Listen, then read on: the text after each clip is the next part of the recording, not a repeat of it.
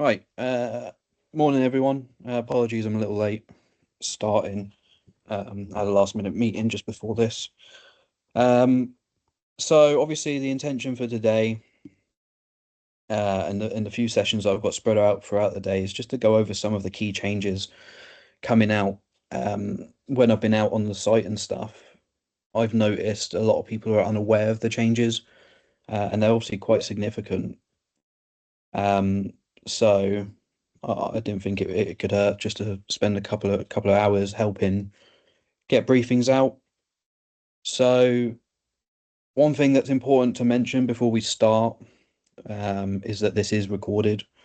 I have turned everyone's microphones off purely because although there's only, I think, 7 or 8 people in here at the moment, I did get a lot of replies, up to 60 odd replies. Obviously, if everyone started talking, it could become chaotic. However, one thing that I have enabled within the meeting is the Q&A function. So if you're looking at the Teams meeting interface, at the top you'll see Q&A. You can click on that and it will allow you to either start a discussion or post and ask a question. It will then allow others to respond to it, but it also means that I can then have a look at the end of each specific session and touch on any questions that someone might have. Ensure that obviously you're respectful in what you say, how you say it in these functions. They're live and they're not being moderated, so please don't post anything nasty. And obviously, if you are at all uncomfortable with being in a video because it is being recorded and it will be posted online, obviously leave ahead of time. If you're going to be here for every single session, unfortunately, you're going to hear a very similar housekeeping talk at the beginning of each one, all right?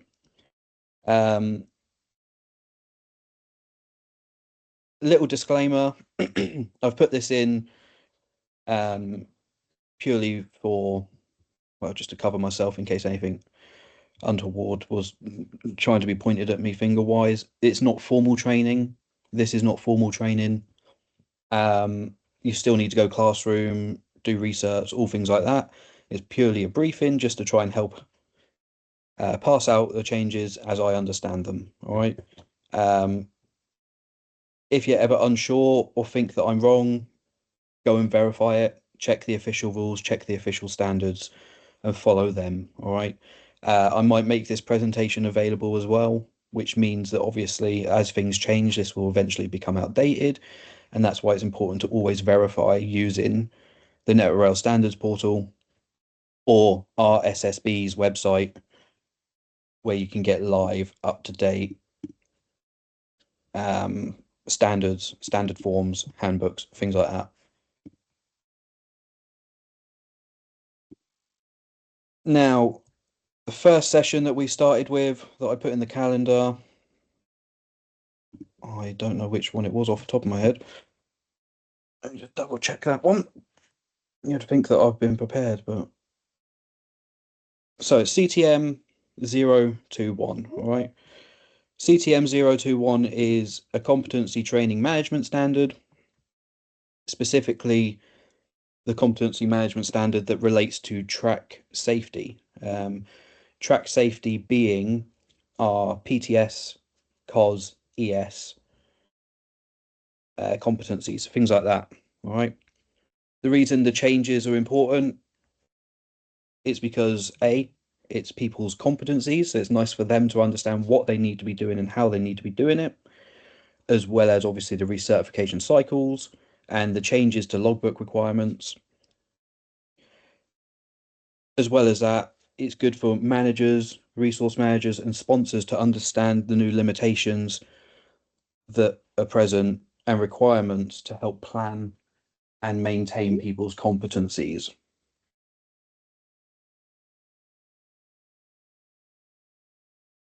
As a summary of the key changes, because and it's kind of the main, one of the main changes is that the COS competence is now split. Okay, so we've now got COS and COS LKT or COS lookout.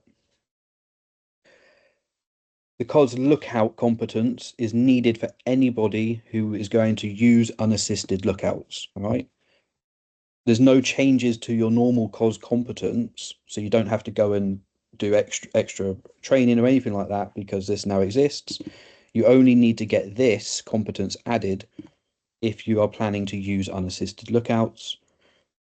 I understand that there's been a lot of questions that have come through the office to us about how to get this. I'll touch on it a bit later for those of us that are sponsors so that you can understand the steps you've got for that. All right. Some other key changes is obviously they've now pushed the electronic sentinel logging of competencies to be mandated. There's an increase in the amount of work experience entries needed for every competence. But the COS one specifically has went up to 10 per year, meaning you're going to have 20 entries between each time you go back in the classroom, each recertification. Whereas obviously previously it was 4 per year, or a lot of companies just looked at the last 4. Like I said, it extends to multiple different competencies, but the PTS one has also increased the amount. For sponsors, there's now some planned absence information in here as well, which is really helpful.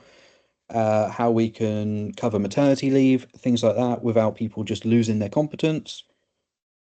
We touch on the new assessment requirements, specifically what that means, because CTM021 now mentions that there is an interim and post-mentoring assessment for site warden and lookout. There is some feedback on that from a briefing we had with NetRow and NSAR the other day. And unfortunately, that's still a little bit ambiguous. So I'll cover it as much as I can, and then I'll post out updates as and when I get them. For the first time that I've seen anyway, there is actually guidance on how sponsors are supposed to check people that are moving if they hold PTS. Whereas before we would just add them, get a new DNA done and let them crack on. There's more definitive rules now, all right? Those of us that will hold COS lookout, there is some additional evidence needed to help maintain that, and we'll cover that.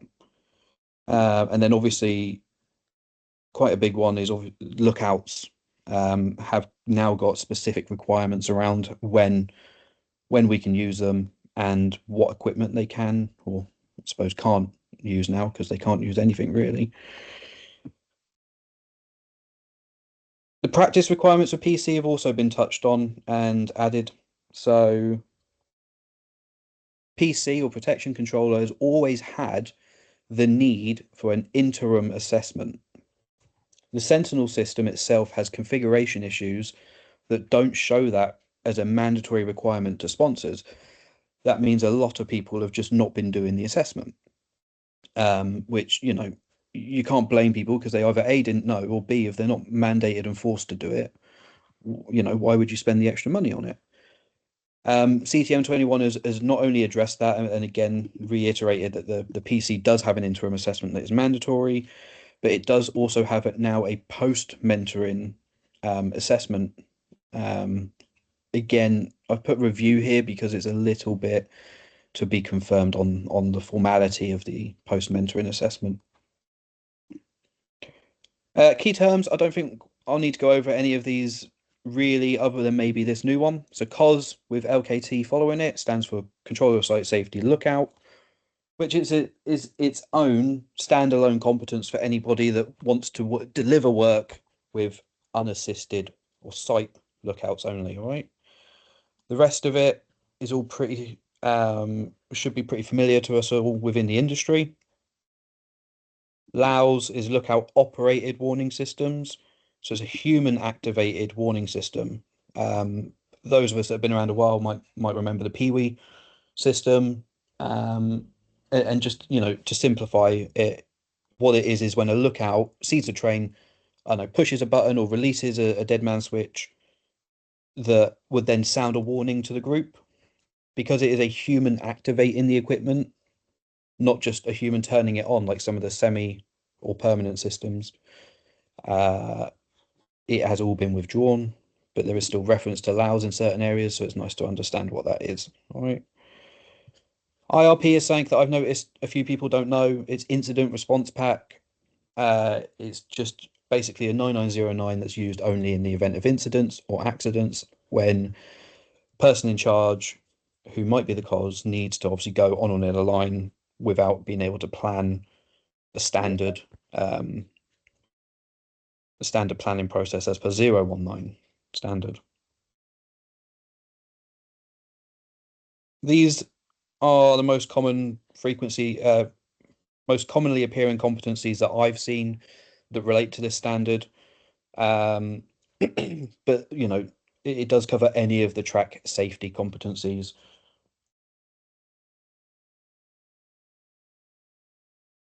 So quite a critical change. Pods, obviously, hundreds of us out there in the industry, thousands. It says from the 5th. It's actually from the 6th, so the standard is compliant by the 5th, or comes out on the 5th, ready for as soon as it hits the 6th. So 0000 on the 6th, it has to be complied to. So if you see 5th and 6th, the definitive cutoff is the 6th. You have to be doing these changes come the 6th. All right.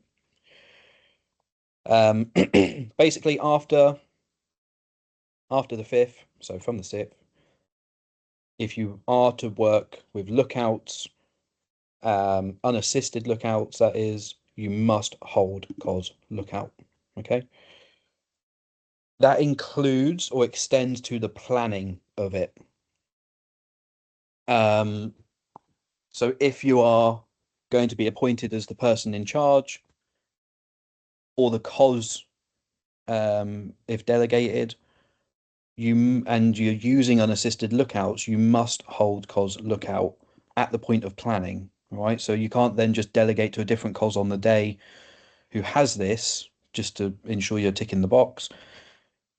We'll cover it in the 019 briefing, anyone that's here for that, but the PIC must also hold the relevant competencies for the planning that is being done.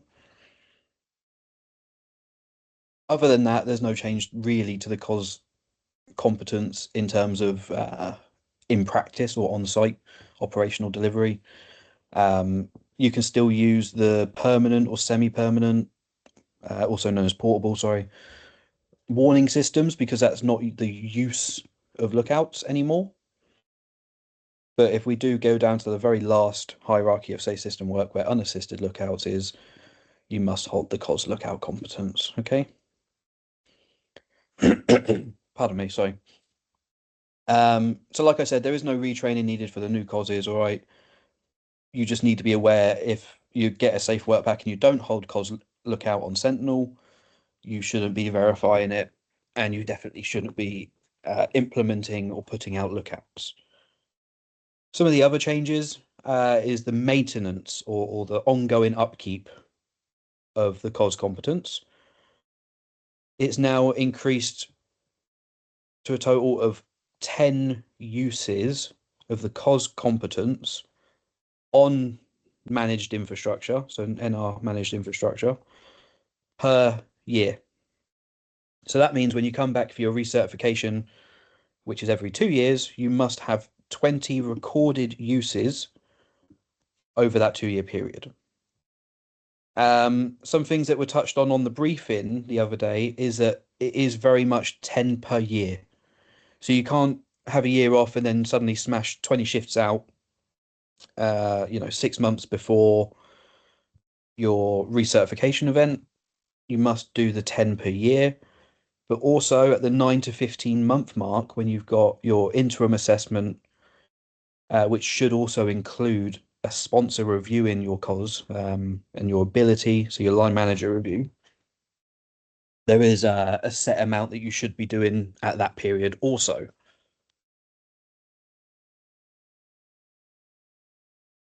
The increase in requirements has got a grace period on it. So what that means is that as of the 6th, they're not going to expect you to have done, 20 events in the last 2 years if your recert is on the 15th of December, for example, it's going to stay as 4 per year, as it currently is, during this grace period, which it goes on until December 2026. At the point of December 26, or the 6th of December 26, so 1 year time, if you then go and attend a recert and you don't have the 10 per year, you will be turned away from your COS recert. One of the other key things covered on like the frequently asked questions almost is about previous work experience records. Now, obviously, with the Sentinel logbooks not being formally mandated up until the 6th, it means that a lot of people's previous work experience is going to be in paper books or old previous completed safe work packs. You can still use that evidence when you up to your first recert past the 6th of December. So what that means is, let's say your recert is January 20th, you can use your paper logbook work experience entries for anything that you've done as a COS before the 6th of December. After the 6th of December, any uses must have been recorded, but it just means that rather than just throwing away your logbooks, you can still use them up to your first recert as long as the shifts were captured before the 6th to allow and assist with this transition. There's a typo there, so I do apologize. Yeah, so it's phased, so it should be 10 per year is what we're aiming for to be compliant with the standard, but up until 2026, not 25, 4 is per year is allowed to help with the phasing and implementation of the changes. So COS lookout, again, pardon me, sorry, brand new competence that is being added to Sentinel system. It obviously stands for COS lookout. It's the only competence that you can use to now use unassisted lookouts. And obviously the reason for this is to help decrease the amount of lookouts that are being used and only using them when either absolutely essential, and even at that point, putting limitations on it to help ensure that there is no accidents or incidents that occur. So who needs this? Any COSs or people that are going to be appointed as PICs, person in charges, that plan work activities using unassisted lookouts as the warning method will need to hold it. So that means that as well as that, if you're involving in planning it, you're going to need to deliver it. So again, you'll need to hold it. Primary sponsors obviously will need to make sure that they are aware of the COS lookout competence and ensure that the relevant people within the company have the competence as needed to not impact working. And anybody who's a trainer or assessor, a sure trainer or assessor on the railway, will also need to hold COS lookout, because to be able to assess or train any of the competencies, you need to have what's known as the capability to deliver it, but you can't gain the capability unless you hold the competence. Now, we've been told as trainers and assessors that we're going to get it added onto our Sentinel profiles and all that stuff. As a sponsor, so if you're sponsoring individuals and you're like, well, actually, we need this, I haven't seen anything on it, you're not alone. Although NetRail have been communicating it out, there's clearly a breakdown somewhere because a lot of people haven't been seeing it. What you need to do is you need to contact Sentinel with a data request form and put in the details of who you need to hold COS lookout, why, and then you also need to supplement that with a letter from someone at director level within the company confirming that it is needed and why it's needed. So that's how sponsors get this, all right? Individuals cannot contact Sentinel asking for it. It has to come from your sponsor because it has to be supplemented with that letter as well. And obviously justification as to why COS lookout is needed.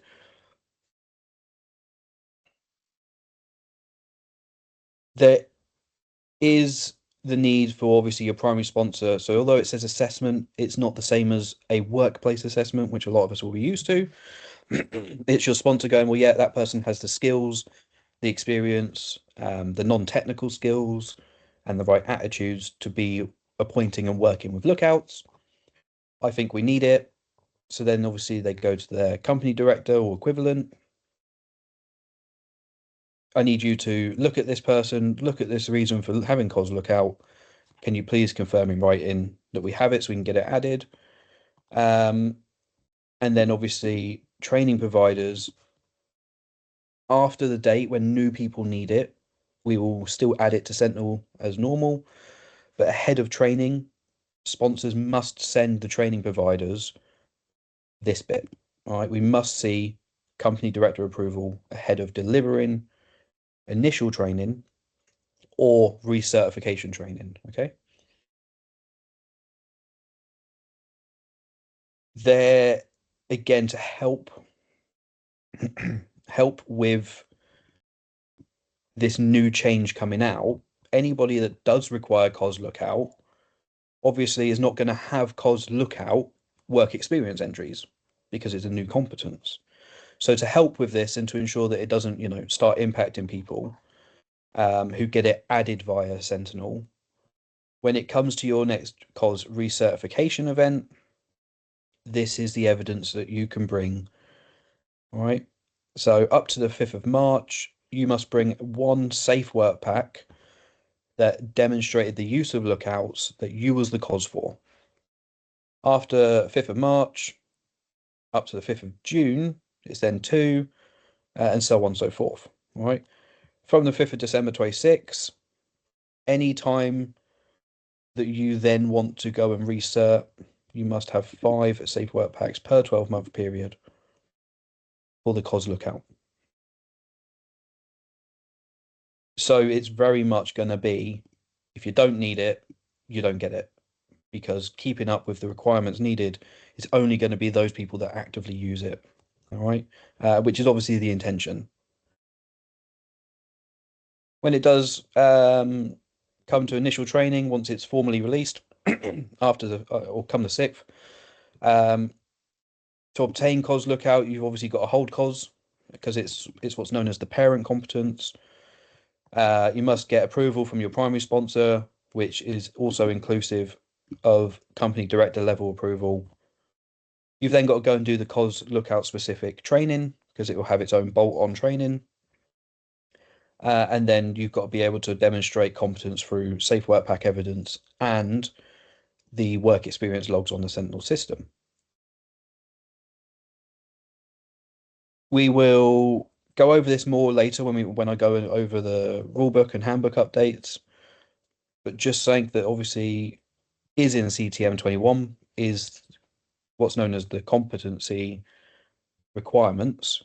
And one of the key things that you need to know is that if you do hold COS lookout, you obviously need to be aware that lookouts can only be used at 25 miles an hour or less now. We cannot use any human equipment. And there is additional precautions, but we'll go over that later on for those who it's relevant to. I was going to put in a Sentinel app usage bit here because again, when I've been out on site, I've seen a lot of people that aren't 100% sure on how to use the correct functions of the Sentinel app. If I'm honest, I just didn't get time to put it in here. The Sentinel app itself, the Sentinel website itself does have some helpful guides and information on it. Go there, have a look if you're unsure. If you're still unsure, feel free to reach out. I'll touch on it if I can help. But the video guides on the Sentinel website are really good for the use of the Sentinel app. This is obviously so important now for COSs and COS lookouts because not only are you having to record your own competence use. But now that PTS is mandated to be through there as well, if you don't bother recording your staff that you're signing in, when it comes to their research, they may not be able to if they haven't got the requirements on the Sentinel logbook because, the COS never bothered doing it for them. So please, make sure you are familiar with this. So touching on the maintenance in a bit more detail, COS and IWA went from 4 up to 10 uses. Obviously, there is that phased implementation that I went over earlier. So essentially, you will need to demonstrate 20 uses, which is 10 uses per year, every 2 years. All right. PTS, not hugely changed, but you must now do it 4 times per year, meaning that every 2 years there must be at least 8 work experience entries when you come in for your recertification, okay? If you need to maintain your competence and you're going to have a planned absence, maternity leave, going on a secondment, having an unfortunate diagnosis and going on extended sick leave, anything like that, the standard itself now does give sponsors and individuals guidance on how you can help maintain your competence through this, which is really good. It's really great. I remember last year I had a colleague of mine panicking because she was very far along pregnancy wise, so didn't want to go out, working as a COS on track, but was terrified that her competencies would go down. So now with actual clear information on this, it'll be a lot nicer for everyone. Site warden and lookout assessment. So CTM021 does explicitly say that there is a interim and post mentor assessment needed for these competencies. So that's site warden and the lookouts themselves. However, on the briefing with Network Rail and NSAR the other day, although it wasn't definitively confirmed, I do believe that what they said is this will actually be a review, so a sponsor review rather than a formal workplace assessment. So that is to be confirmed. I do believe that it will go that way. I said it before the briefing as well that I think it should actually have been written as a review, not a workplace assessment, because we've not seen any, as assured providers for training and assessing, we haven't actually seen any workplace assessment materials for either of these competencies, which would make sense that it's then put to the sponsor to review and update as applicable. Something else that's quite interesting is that moving between companies has now been addressed. So if you are a new sponsor taking someone on, you should be looking at their work experience and making sure that it has been used. So specifically, as a bare minimum, you make sure that they have the competence and that it's valid. But you also need to find proof that it has been practiced in a live railway environment and recorded on the Sentinel system. So if at the point of a new starter joining you, they have no work experience entries, you should be removing the competence if they haven't used it the minimum required amount of times. And again, there is more explicit instructions in CTM021, which I encourage you to read, because at 9 to 15 months, the amount of usage changes for every competence. So as a sponsor, it's important to know that to ensure that you're following any obligations you have. So electronic logbook or work experience logs, however you want to reference them, electronic logbook or still a logbook, it's just electronic now. Essentially, it's always been there, or it's been there for a long time now. It's still there, but it's now mandatory. That's all. All right. So as of the 6th, should no longer expect a new PTS operative in learning support to come up to you as a viewer of the COS with their work experience book asking for you to fill it in, because everything is done digitally. You use that record competence function when you swipe someone in. And then when you do your recording safety briefing, again, put in there the safe work pack reference number, scan everyone else's cards again, as long as they're happy and confirm that they understand. And then that will generate the entries. One of the things that I was worried about, and a lot of others seem to be worried about, is obviously as a PTS operative only, who has no control over logging their own things and they're dependent on COSs doing it. A lot of the questions is, well, what if a COS just didn't bother? Does that mean that I can't renew my PTS? Yeah, unfortunately, that is exactly what it is. However, you can go onto the Sentinel website, create your own account, and then you can check your own logbook history records from there, meaning that you're not, although you're still dependent on COSs signing you in and recording competence, you can identify early if there is a gap or an issue, which will be nice for people because they can then speak to their sponsor or whatever to ensure that it's all sorted. Grace period, that's not 2027, ignore that. All right, it's 2026. That is a typo. I apologize. The grace period, the implementation period, is up to 2026, December 26th, where you can use old records or paper-based records as long as those shifts that you are using the record for was before the 6th of December 25. Okay. How to record them? Like I said, go on the Centre website. They have got good video guides on how to use it properly. But as COSs, any of you that are COSs in here, make sure that you record competence and record safety briefing. And in your safety briefing, as a minimum, put your safe work pack reference number in there. Okay. There has been some, again, I get a lot of questions and stuff raised to me. There's been some training providers refusing PTS research, so staff going on PTS research, because their electronic logbook entries do not have the safe work pack reference number. There is a letter that was published saying that this is not the case. Yeah, Sentinel competencies can be accepted without a safety reference number, because that's an optional thing. It's not mandated. All right, but it is best practice to put that in case this ever changes. All right.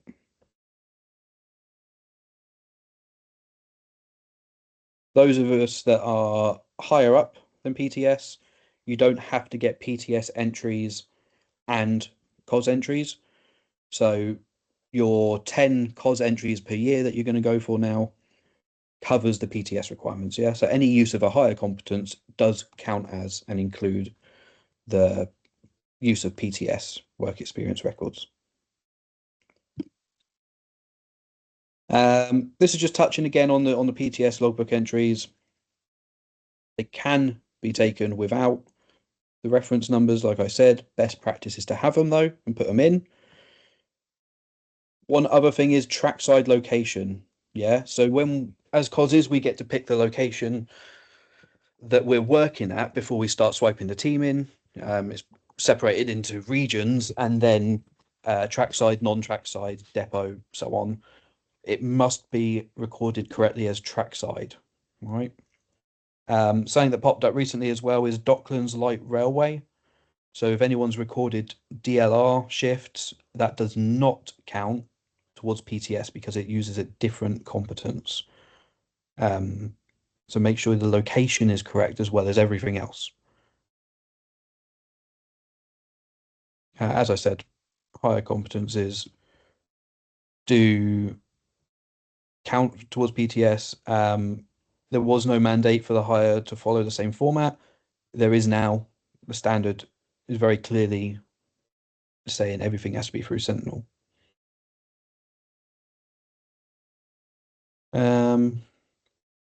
Other than that, there's not much else on CTM021. The main elements for it really are for sponsors to help with competence maintaining of the staff, but it is nice for staff to understand these new changes as well. I'll just check the Q&A section, see if there is anything. There's not. Great. So that's the CTM021 briefing done. I will end this because each meeting has got its own session planned in. Those of you that are interested, the next one is on 019 or Safe System of Work Planning. Starts at 11:30. Just give me enough time to go get a drink. But yeah, I appreciate everyone coming. Hopefully it's been of some use.